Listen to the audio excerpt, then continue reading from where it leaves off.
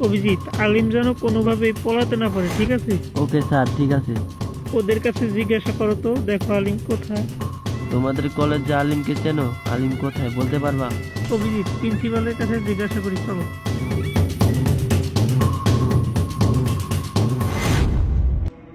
Sir, আমরা CID থেকে এসেছি। আপনাদের কলেজের আলিম ছাত্রটার আমার দরকার।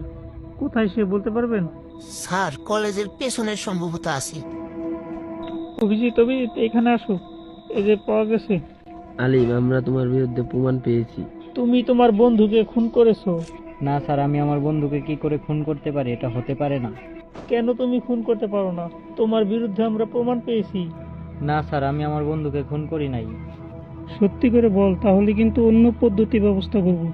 আর তোর রক্তের স্যাম্পল আমরা রাকিবের হাতের নখ থেকে পেয়েছি। সত্যি করে বল এবার। অভিজিৎ পালাচ্ছে, ওকে ধরো। আলিম, তুমি না দাঁড়ালে কিন্তু শুট করে দিব।